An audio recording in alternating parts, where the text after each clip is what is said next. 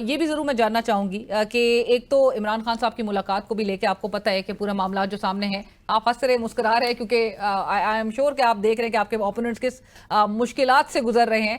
But ये भी जरूर बताइएगा कि वजीर आजम शहबाज शरीफ साहब, जहां पर आप गवर्नेंस की और इस किस्म की बातें कर रहे हैं, उनकी तकरीर में वो चीज़ मिसिंग क्यों होता है? क्योंकि उन पे अभी तनकीद हो रही है कि वो सारा क्रेडिट जो है वो इंस्टीट्यूशन को दे रहे हैं, वो आर्मी चीफ के हवाले से, और जो कि बिल्कुल हमें सबको पता है कि एक कंट्रीब्यूशन रही है फौज की इस मुल्क में, कुर्बानियां वो दे रहे हैं। आर्मी चीफ खुद कहना पड़ रहा है कि गवर्नेंस की जो शॉर्ट कमिंग्स हैं, वो जो गैप्स हैं, उसको कुर्बानियों और शहादतों से उनको पूरा करना पड़ रहा है। तो वजीर आजम शहबाज शरीफ साहब के पास डिलीवरेंस या गवर्नेंस के हवाले से कुछ नहीं है बताने को? बिल्कुल है। और वजीर आजम पाकिस्तान मियां मोहम्मद शहबाज शरीफ साहब ने देखें, he give credit where it's due and he should। आपको पता है कि उनकी तकरीर का कितना हिस्सा जो है वो क्रेडिट में चला मेरे ख्याल से ये एक, मैं कल भी इसी पे बात हुई कि एक टीम वर्क है, and of course the state and the government are working hand in glove to uplift the economic situation of Pakistan. और पाकिस्तान की जो इकोनॉमिक सिचुएशन बेहतरी जिसमें आ रही है, आप देखें जिस तरफ फॉरेन रिजर्व्स की अगर बात करें, मतलब एट ऑल टाइम्स हाई, 77 सालों में आपको जो FDI थी वो इस तरह नहीं आई। उसी हवाले से अगर आप देखें तो आपकी फिच की रिपोर्ट, कल की रिपोर्ट है कि CCC+ से B- पे गए, विच इज स्टिल, मैं नहीं समझता कि वो बेस्ट है, but it's at least start, a step in the right direction. और आप उसको कम से कम अप्रिशिएट जरूर करें कि अब वो जॉल्ट के खतरात थे और तमाम तर चीजें वो दिन ब दिन कम होते जा रहे हैं, क्योंकि तमाम चीजें जो हैं बेहतरी की तरफ जा रही हैं। अब वो इक्वेट भी नहीं हो सकता ना, जहां पर आप कहते हैं, और मैं आपका इंटरव्यू सुन भी रही थी एक टीवी शो में, जहां पर आपने कहा कि इमरान खान साहब जो हैं वो तारीफ करते थकते नहीं थे, तो अभी शहबाज शरीफ साहब तो मेरे ख्याल से उनसे काफी आगे इस वक्त जा रहे हैं। नहीं, मैं देखें, एक ऐसी सिचुएशन है जिसमें बरमला और कई फोरम्स पे वजीर आजम पाकिस्तान ने बिल्कुल जिक्र किया। अब जहां पे क्रेडिट की बात आए तो इसमें कोई ढकी छुपी बात नहीं है। एक टीम के तौर पे और एज ए टीम वर्क हमने काम किया, जिधर उनकी जरूरत पड़ी वो भी गए, जिधर वजीर आजम की जरूरत पड़ी वजीर आजम भी गए। इधर तो ऐसा लग रहा है कि पुल बनाने से लेकर हर चीज में उनकी जरूरत आप लोग को पड़ रही है, आप लोग नहीं कर पा रहे। देखिए, IMF के प्रोग्राम के हवाले से या दीगर जो इश्यूज थे, बिल्कुल वो उस लेवल पे भी एड्रेस हुए, इसमें मुझे कोई बात नहीं है। और बिकॉज ये इस कह लें फॉर्चुनेट या अनफॉर्चुनेट इस मुल्क की एक हिस्ट्री रही है इस हवाले से। और इसी हवाले से जहां आपकी यू कुड हैव चेंज्ड ना, आप इंस्टीट्यूशनलाइज कर सकते थे सिविलियन सुप्रीमेसी को, जो मियां साहब का नारा था। तो यही तो हम कह रहे हैं कि जब फिर तो मियां साहब ने तो ये भी कहा ना कि मुझे क्यों निकाला, और इसीलिए कहा क्योंकि एक इलेक्टेड प्राइम मिनिस्टर जिसको पनामा पे नहीं इकामा पे निकाला गया, और उस पूरे प्रोसेस को और उस पूरी इकोनॉमिक ग्रोथ को, जो स्टेबिलिटी थी, उसको डीरेल किया गया, अनस्टेबल किया गया। वो किसने किया? फिर देखें, बात होगी तो फिर we'll have to go in the past. Right, but what is the current prime minister trying to ensure, sir? क्योंकि इसके हवाले से जब वो तकारीर में जब वो ऑल प्रेज उनकी जो स्पीचेस होती हैं, उससे बहुत सारे लोग जो है वो बहुत कुछ उसको डीकोड करने की जब कोशिश करते हैं, तो उससे ऐसा लगता है कि उनके पॉलिटिकल सर्वाइवल उससे शायद जुड़ा है।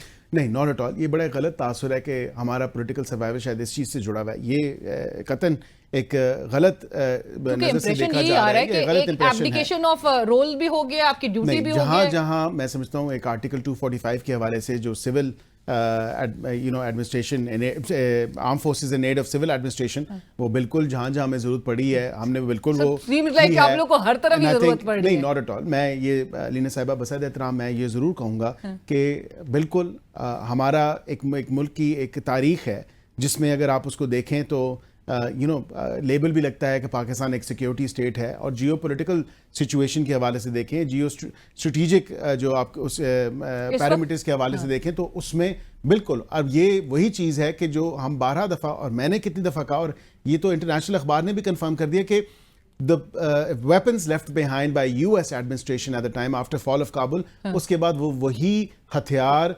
अफगानिस्तान की सॉइल से इस्तेमाल हो रहे हैं, और वही हथियार पाकिस्तान के खिलाफ इस्तेमाल हो रहे हैं, पाकिस्तान की सॉइल पे इस्तेमाल हो रहे हैं। और अमेरिका के कंसर्न्स हैं, और जो हालिया जो हमने ये बिल्कुल उनके साथ किया। और अभी जून में हमारा एक सिक्योरिटी डायलॉग होगा इस्लामाबाद में, तो उसमें बिल्कुल ये कंसर्न्स भी उठाएंगे। लेकिन नेशनल सिक्योरिटी के हवाले से हमारी अच्छी कोऑर्डिनेशन है, हम उसको मजीद बेहतर करना चाह रहे हैं, मजीद फाल करना चाह रहे हैं, बिकॉज ये हमारा रियल कंसर्न है कि जो आप हथियार छोड़ के गए आफ्टर फॉल ऑफ काबुल, जब इनखला हुआ अफगानिस्तान से, तो वो वो हमारे हथियार खिलाफ ये इस्तेमाल हो वही रहा है। Situation Right. हो जाएगी जब आपको याद है कि पेशावर की बाड़ा मार्केट में वो तमाम तर वेपन्स बेचे जाते थे जो जी। अफगानिस्तान में उस वक्त अमेरिका ने छोड़े थे। एब्सोल्युटली बैरिस्टर साहब, एक सिर्फ ब्रीफली मुझे ये बता दीजिएगा, पाकिस्तान तहरीक इंसाफ जो है वो मौजूदा जो इस्लामाबाद हाईकोर्ट बार एसोसिएशन के सदर हैं वाजिद गिलानी साहब, उनसे मुतालिक उन्होंने एक एक्यूजेशन उनका सामने आया पीटीआई की तरफ से, और वो कह रहे हैं, इंतजार पंजोता साहब का ये बयान है, वो कह रहे हैं कि वो इलेक्शन तो जीत गए पीटीआई की सपोर्ट से, पीटीआई के जो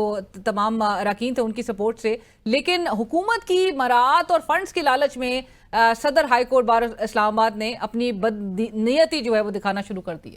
आपने क्या मराहत ऑफर करा? बिल्कुल भी नहीं। हमारी मैं उन्होंने आपको पिटीशन विड्रॉ कर लिया। Ministry of law and justice के हवाले से मैं आपको बात करूं कि जो हम लीगल एड के तौर पे जो वो तमाम तरह अक्रॉस द बोर्ड जो हमारी जितनी भी पाकिस्तान की बार्स हैं, हमारा एक स्पेशल फंड होता है। हम उस फंड से उन बार्स की अपलिफ्ट और यंग लॉयर्स की जो बेहतरी के लिए उनको जो उनकी चेंबर्स के हवाले से हो, एडमिन हवाले से हो, बार एसोसिएशन के हवाले से हो, तो वो हम बिल्कुल जो है लीगल एड प्रोवाइड करते हैं। और वो ये नहीं देखा जाता कि काफ लाम मीम नून या पीटीआई से है। हमारे पास कई ऐसे प्रेसिडेंट्स भी मुख्तलिफ बार एसोसिएशंस के आए जहाँ पे हमने पॉलिटिकल एफिलिएशन तो कभी नहीं देखते, लेकिन ये भी नहीं देखा कि उस वक्त प्रेसिडेंट की एफिलिएशन नून से थी, काफ से थी, लाम से थी या पीटीआई से थी। तो सुप्रीम कोर्ट बार एसोसिएशन के हवाले से, उनके सदर के भी हवाले से इनकी एलिगेशन है पीटीआई की, इधर भी इनके ऊपर भी एलिगेशन लगना स्टार्ट हो गई है। वो सुप्रीम कोर्ट के बार एसोसिएशन के जो प्रेसिडेंट हैं, वो everybody knows within the legal fraternity कि वो